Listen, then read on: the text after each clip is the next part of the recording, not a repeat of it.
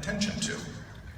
Because on the first read through, it's what I always consider the virginal read. You can only read something for the first time once. It's a unique experience.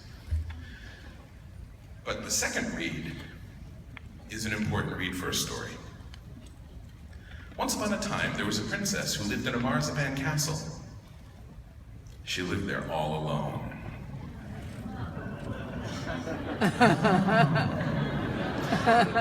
So now you know things that you didn't know before, and on your second read-through, you can appreciate the story in a different way and realize that maybe you've sort of misidentified like what's going on because you've been distracted by props and by the fact that there's a teddy bear in this story.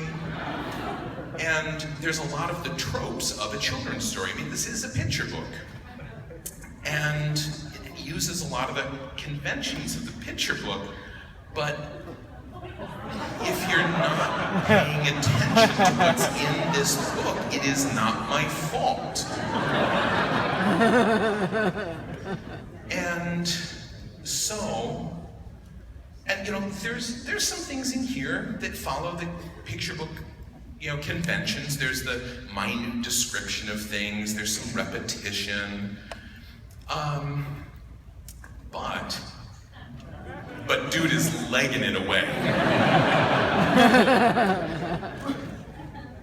And she wanted to call him Mr. Mutton Chop because of how he smelled.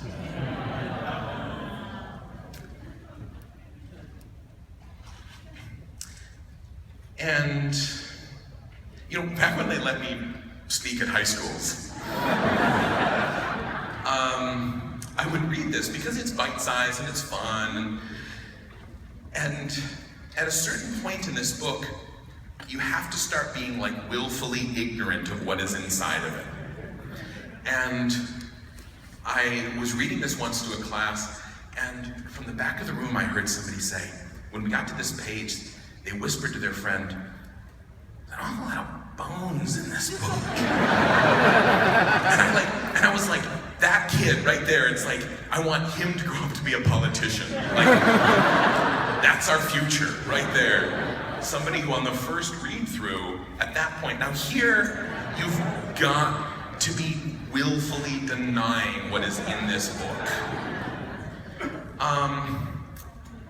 And this is not a keeping things out wall. This is a keeping things in wall. And they still hadn't found Emmy by dinner time. Oh,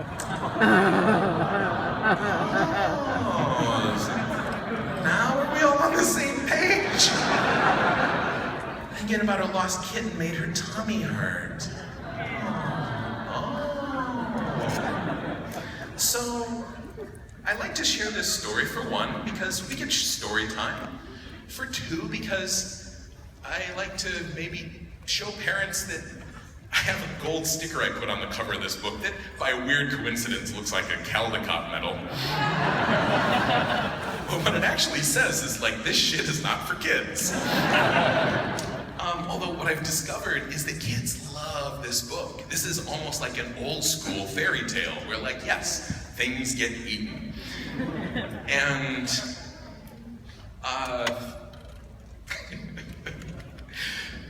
but what I will say is, if you don't know who I am, this is what I do.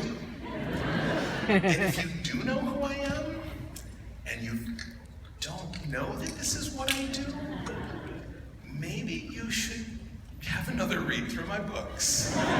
Because maybe the story you're expecting me to tell is not the story I'm actually telling. Maybe I'll leave that right where it is. So, there's the adventures of the princess and Mr. Whiffle.